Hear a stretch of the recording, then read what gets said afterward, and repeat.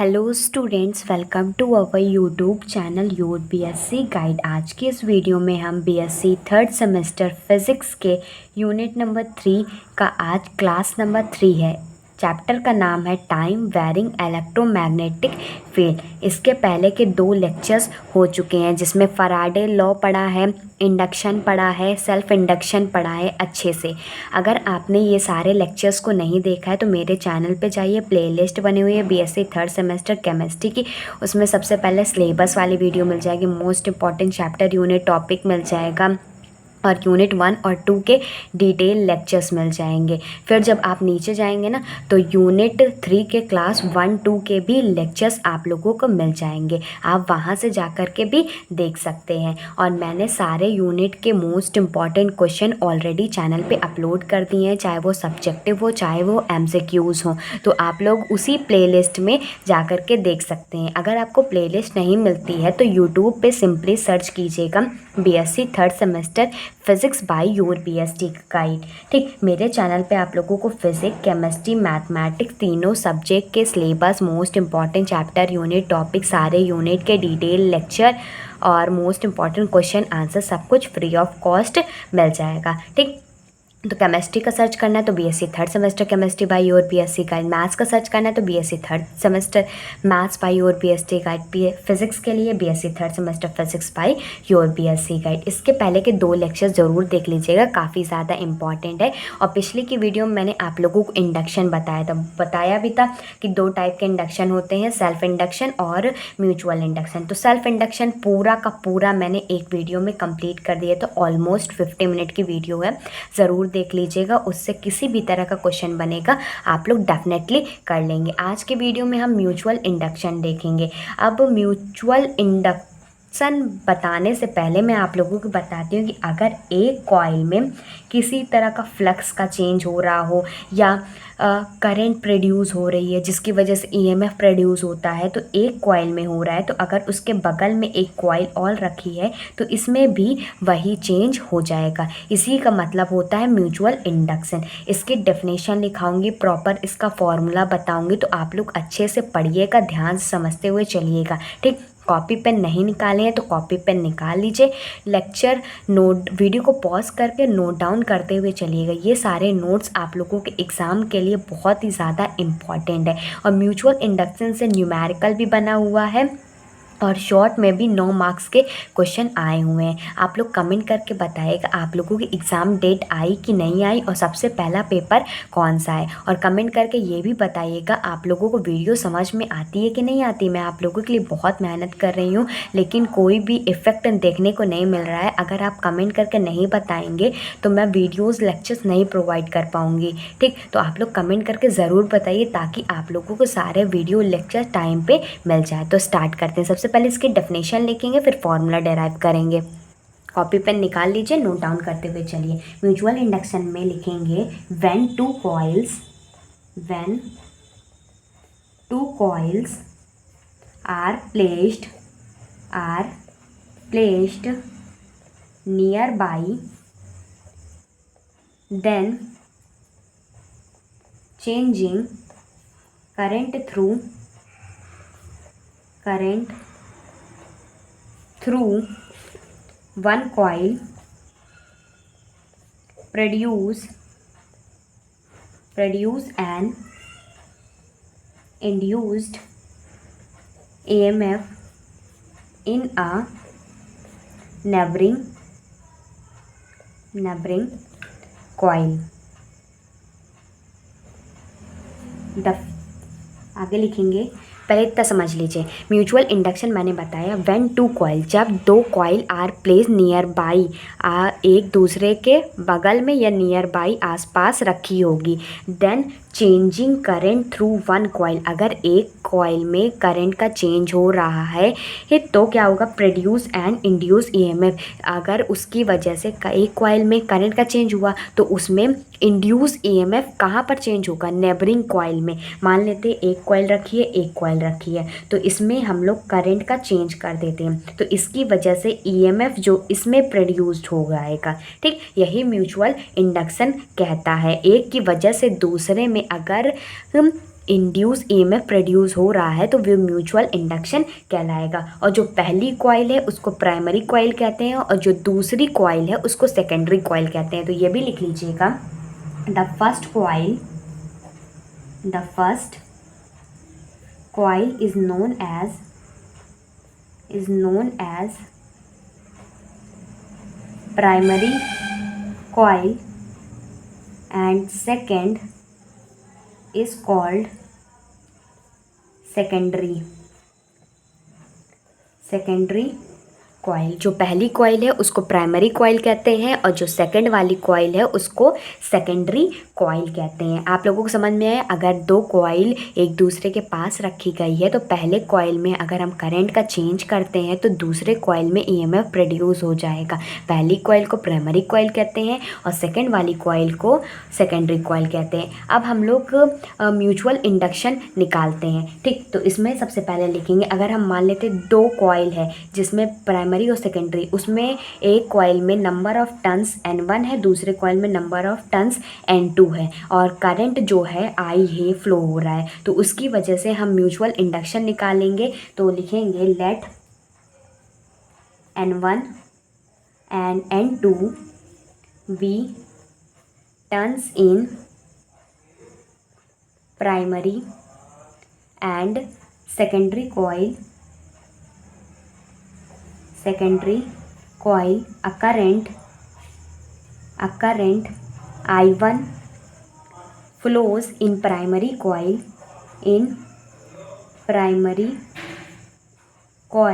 then flux linked with secondary coil, जो flux होगा secondary coil का इज़ phi2 होगा। देन वी हैव, इसको मैं समझाती हूँ, इसमें क्या रहा है, let N1 and N2 be turns in primary coil. Primary coil का जो टर्न्स है प्राइमरी कॉइल और सेकेंडरी कॉइल का, मान लेते N1 जो है नंबर ऑफ टर्न्स है प्राइमरी कॉइल का और N2 है number of turns of secondary coil. A current I1 flows in primary coil, then flux linked with the secondary coil is phi2।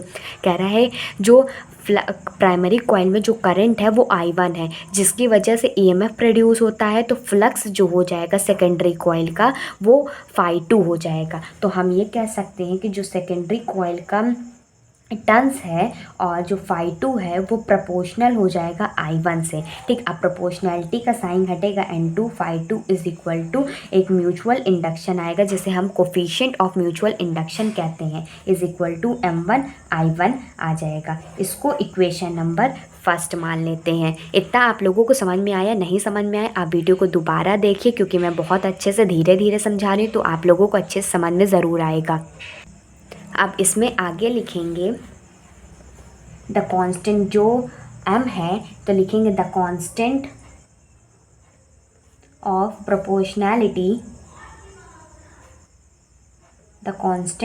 Proportionality, जो कि m है वो किस पे डिपेंड करता है, depend on the geometrical and coil construction. लिखेंगे depends on the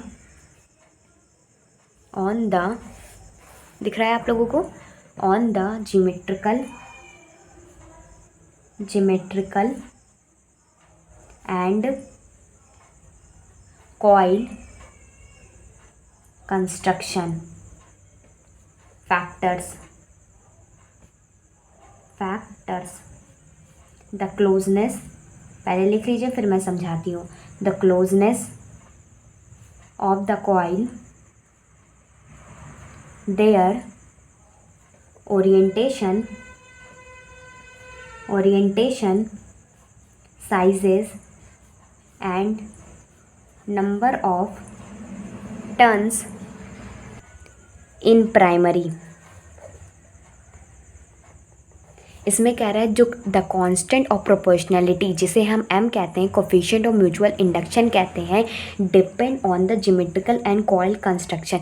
वो किस पे डिपेंड करता है, कैसा कॉइल का ज्योमेट्रिकल है, कैसा उसका कंस्ट्रक्शन है, कैसे वो बना है, इस फैक्टर पे डिपेंड करता है। The closeness of the coil, मतलब कॉइल कितनी क्लोज रखी है, देयर ओरिएंटेशन, साइजेस और number of turns primary coil में है, इस पे भी डिपेंड करता है। ठीक, तो इसमें आगे लिखेंगे इसी को म्यूचुअल इंडक्शन और कोफिशिएंट ऑफ म्यूचुअल इंडक्शन भी कहते हैं। नेक्स्ट पॉइंट में लिखेंगे this is known as mutual inductance और coefficient of mutual inductions between two coils। इसमें इसी को हम लोग कहते हैं म्यूचुअल इंडक्टेंस या कोफिशिएंट ऑफ म्यूचुअल इंडक्शन, जब दो कॉइल के बीच में लगता है। अगर ये ट्रू है तो कोई भी फेरोमैग्नेटिक सब्सटेंस प्रेजेंट नहीं होना चाहिए, क्योंकि इसमें बात कर रहे हैं म्यूचुअल की और मैग्नेटिक सब्सटेंसेस की। तो अगर हम ईएमएफ मान लेते हैं कि जो E2 है ईएमएफ है, सेकेंड कॉइल का इंड्यूस ईएमएफ है सेकेंडरी कॉइल का, तो हम E2 की वैल्यू भी निकाल सकते हैं, या कह सकते हैं म्यूचुअल इंडक्टेंस भी हम पूरा का पूरा निकाल सकते हैं सेकेंड कॉइल के लिए। ठीक, तो लिखेंगे if E2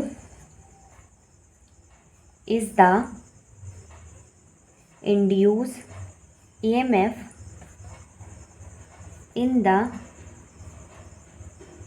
secondary, then E2 is equal to minus d upon dt N2 phi2। Secondary coil के लिए निकाल रहे हैं तो E2 is equal to minus d upon d t होता है। और फ्लक्स चाहिए ना हमें, LI जैसे हम लोग म्यूचुअल में सेल्फ इंडक्शन में LI का यूज़ करते थे ना, वैसे ही अब म्यूचुअल इंडक्शन में जो होगा सेकेंड कॉइल का number of turns into phi2 हो जाएगा। ठीक, तो ये हो जाएगा minus d upon d T, और n नंबर ऑफ टर्न्स के लिए निकालते थे ना सेल्फ इंडक्शन में, तो इसमें n नंबर ऑफ टर्न्स के लिए N2 है और यहाँ पर म्यूचुअल इंडक्शन है तो MI1 हो जाएगा। क्योंकि अभी मैंने आप लोगों को बताया जो N2 phi2 है उसकी वैल्यू क्या है, MI1 है। ठीक, तो बस वैल्यू पुट कर दिया। अब इसको सॉल्व करते हैं तो E2 क्या आ जाएगा, माइनस को बाहर लेते, M को बाहर ले लेते, D of I1 upon dt। Mutual induction का एक और फॉर्मूला आ गया, minus of E2 upon DI1 upon dt। ये किसका है, ये सेकेंडरी कॉइल का है। ठीक, अब मैंने आप लोगों को फर्स्ट कॉइल का प्राइमरी कॉइल का तो बता दिया। ठीक, ये सेकेंडरी कॉइल का पूरा म्यूचुअल इंडक्टेंस की वैल्यू आ गई। अगर आपसे कोई पूछता है आप म्यूचुअल इंडक्शन निकाल के बताइए, तो आप लोग सबसे पहले सेकेंडरी कॉइल का ईएमएफ रखेंगे और उसके करंट का डिफ्रेंशिएशन करेंगे, तो आपके पास ये आ जाएगा। ठीक, अब ये जो रिलेशन है कुछ फैक्टर्स को या कह सकते हो कुछ पॉइंट्स को डिफाइन करता है, तो वो पॉइंट्स लिखेंगे next page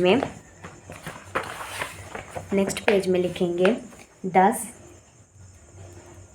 from these relation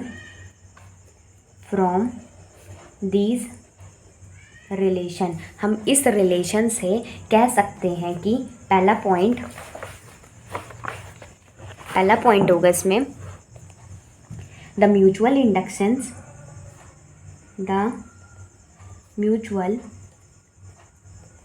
inductance of two coil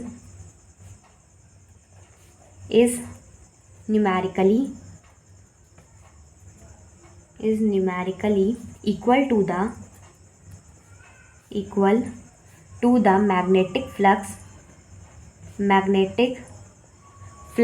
linked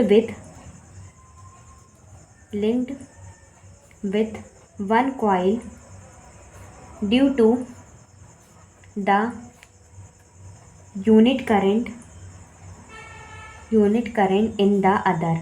इसको ध्यान से समझिएगा, ये सारे पॉइंट्स आप लोगों को म्यूचुअल इंडक्शन टॉपिक पूछते हैं तो सब का सब लिख करके आना है, इसीलिए मैं आप लोगों को अच्छे से प्रॉपर्ली नोट्स भी बनवा रही हूँ। इसमें कह रहा है जो म्यूचुअल इंडक्शन होता है दो कॉइल का इज़ न्यूमेरिकली इक्वल होता है मैग्नेटिक फ्लक्स के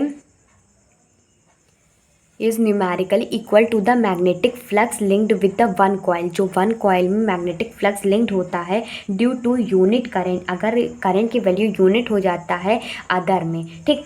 तो अगर फिर इसका नेक्स्ट पॉइंट है, और ये सारी चीज़ें मैं आप लोगों को बता भी चुकी हूँ। It can also be defined as the, जो म्यूचुअल इंडक्शन है, it can also be defined as the EMF induced in one coil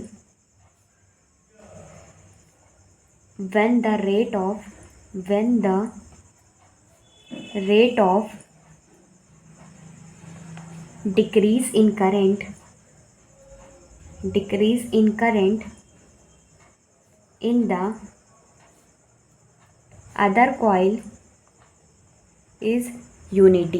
इसमें कह रहा है it can be also be defined as the, इसमें कह रहा है इसको डिफाइन किया जाएगा एज द EMF जो इंड्यूस्ड हो रहा है एक कॉइल में when the rate of decrease in current, जब करंट के रेट में डिक्रीज होगा in the other coil is unity, और अदर कॉइल जो होगा यूनिटी हो जाएगा, ठीक। अगर हम बात करें म्यूचुअल इंडक्शन की यूनिट के बारे में, तो जो यूनिट होती है लिखेंगे यूनिट ऑफ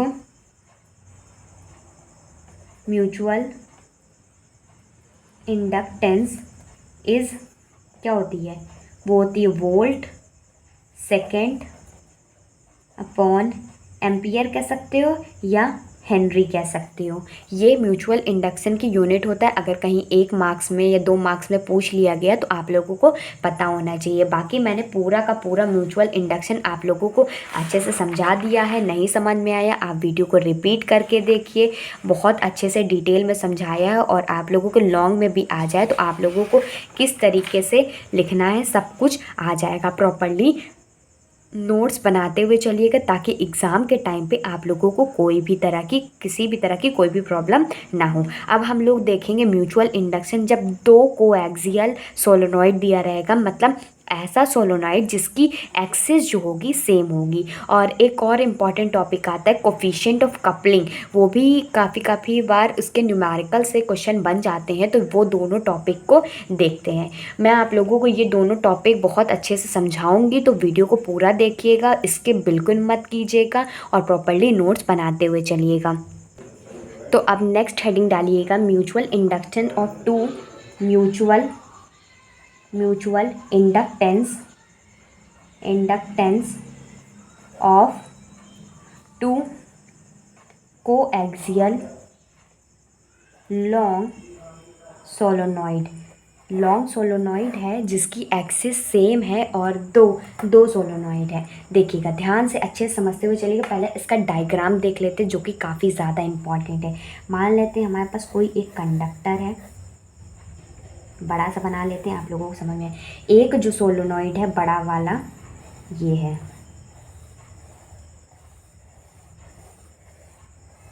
ठीक। ये बड़ा वाला सोलेनॉइड है जिसमें पहले अच्छे से समझ लीजिएगा। मान लेते हैं ये जो सोलेनॉइड है S1 सोलेनॉइड है, मतलब ये S1 सोलेनॉइड है और इसकी जो लेंथ है वो L है, ठीक। S1 सोलेनॉइड है, लेंथ क्या है, L है।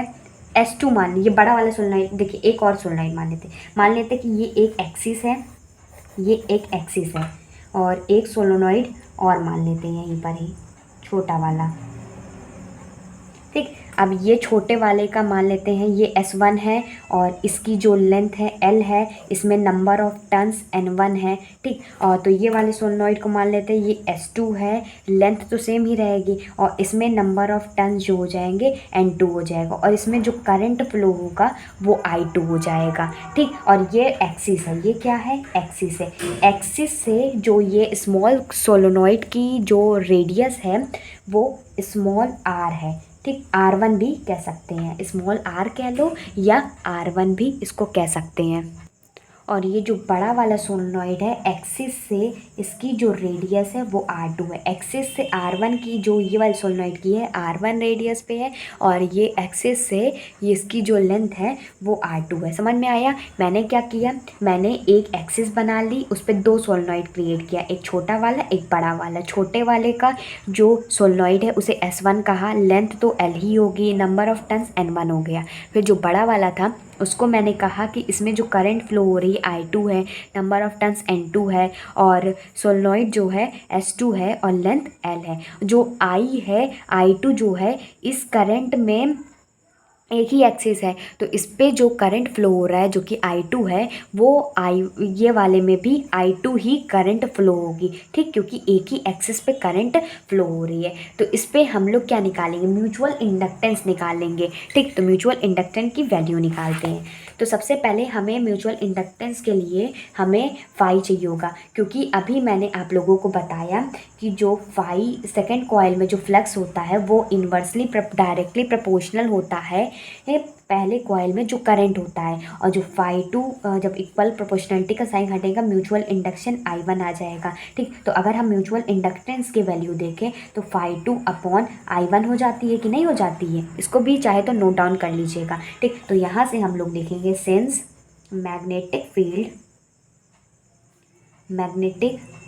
Field inside S2 due to I2। देखिए ये S2 है, इस S2 में I2 की वजह से मैग्नेटिक फील्ड निकालेंगे, ठीक। ये बड़े वाले सोलेनॉइड में I2 की वजह से मैग्नेटिक फील्ड निकालेंगे जो कि आ जाएगी सेकेंड वाले कॉइल में निकालना है तो B2 हो जाएगा, लिख देंगे, ठीक। वो कितनी होती है, म्यू नॉट NI ही होता है ना, तो N2 के लिए निकाले 2 और I2 के लिए निकाले 2, तो हमारे पास ये मैग्नेटिक फील्ड हो गए S2 ड्यू टू I1। लेकिन हमें टोटल मैग्नेटिक फ्लक्स चाहिए तो लिखेंगे, क्योंकि फ्लक्स चाहिए ना हमें, तो लिखेंगे total magnetic flux linked with S1 से जो लिंक्ड होगा जो कि होता है फाई 1 इज इक्वल टू N1 B2 A, जो उसमें कुछ ना कुछ एरिया ऑफ क्रॉस सेक्शन भी तो होगा, ठीक। तो फाई 1 इज इक्वल टू ये क्या हो जाएगा, ये हो जाएगा म्यू नॉट, B की जगह रखेंगे म्यू नॉट N2 I2 और N1 को इधर रख लेते हैं और A को भी इधर रख लेते हैं। तो यहाँ से फाई 1 की वैल्यू आ जाएगा म्यू नॉट, और मैंने आप लोगों को बताया स्मॉल n ही होता है, कैपिटल N अपॉन L होता है, तो ये हो जाएगा N2 upon L I2 N1 A आ जाएगा। तो यहाँ से फाई 1 की वैल्यू निकालेंगे तो म्यू 1 N1 N2, इसको देखिए ये N1 है और ये N2 है, स्क्वायर मत रखिएगा, ठीक। N1 N2 और ये हो जाएगा I2 और ये A को एक साइड कर लेते और नीचे L। आप अच्छे से समझते हुए चलेंगे ना, आप लोगों को अच्छे समझ में आ जाएगा, क्योंकि आप वीडियो को पॉज करेंगे और नोट डाउन करते हुए चलेंगे तो हर एक चीज़ अच्छे समझ में आए। देखिए मैंने दो सोलेनॉइड कंसीडर तो की, ठीक। तो अब हमें इस सोलेनॉइड पे हमें म्यूचुअल इंडक्शन निकालना है। म्यूचुअल इंडक्शन के लिए फ्लक्स ज़रूरी है, तो फ्लक्स के लिए हमें चाहिए B की वैल्यू, तो इसीलिए मैग्नेटिक फील्ड निकाला। मैग्नेटिक फील्ड निकालने के बाद मैग्नेटिक फ्लक्स निकाला और टोटल के लिए निकाला, ठीक। और फिर हमने सारी वैल्यूज़ को पुट कर दी। तो अगर हम mutual inductance first due to second निकालेंगे, mutual induction first due to second निकालेंगे तो ये होता है फाई 1 अपॉन I2 होता है। तो फाई 1 की वैल्यू अगर हम करेंगे तो फाई 1 कितना आया हमारे पास, mu 1 N1 N2 I2 A upon, और I2 की वैल्यू क्या, I2 की जगह क्या लिख सकते हैं, देखिए ये नीचे L है और डिवाइडेड बाई ये I2 है, तो ये I2 से I2 कैंसल आउट हो जाएगा। तो mutual induction first due to second वो कितना आ जाएगा, mu 1 N1 N2 A upon L आ जाएगा। अगर इसी तरीके से सिमिलरली M21 निकालेंगे तो वो कितना आ जाएगा, वो भी इतना ही आएगा म्यू 1, लेकिन N2 पहले आ जाएगा N1 बाद में आ जाएगा, A अपॉन L आ जाएगा। तो कोई फ़र्क नहीं पड़ने वाला, चाहे आप ये निकालिए चाहे आप ये निकालिए। तो हम ये कह सकते हैं सिंस V सो डैट हमने देखा कि mutual induction first due to second equal है mutual induction of second due to first is equal to mutual inductance.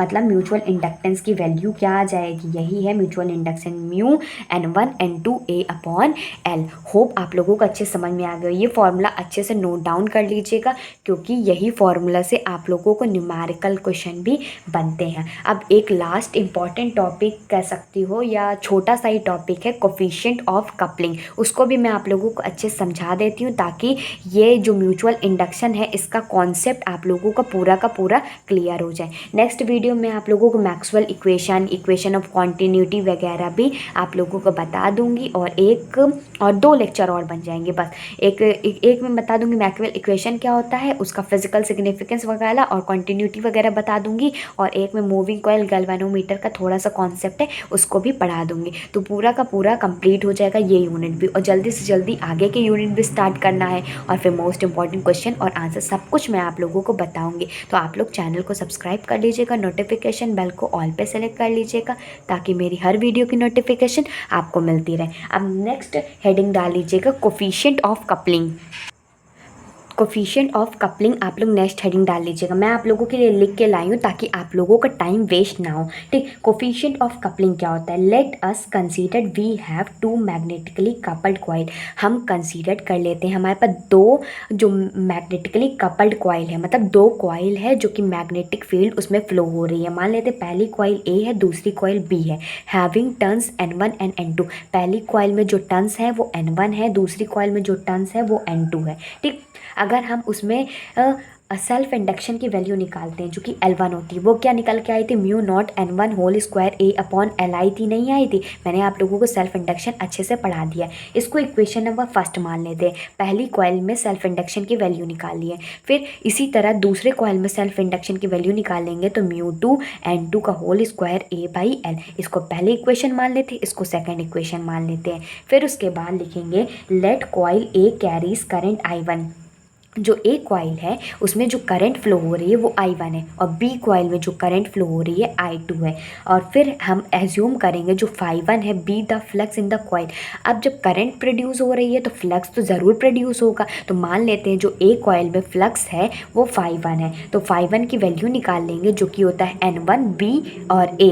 तो φ1 इज इक्वल टू N1, और B की जगह क्या लिखेंगे? फ्लक्स फर्स्ट की वजह से हो रहा है, मतलब फर्स्ट की वजह से मैग्नेटिक फील्ड कितनी हो जाएगी? μ1 N1 I1 हो जाएगा, और A को एज इट इज रख देंगे। तो φ1 कितना आ जाएगा? N1, और हम जानते हैं कि जो स्मॉल n होता है कैपिटल N अपॉन L होता है, तो μ1 N1 अपॉन L और I1 A आ जाएगा। ठीक, और यहाँ से फाई की वैल्यू कितनी आ जाएगी?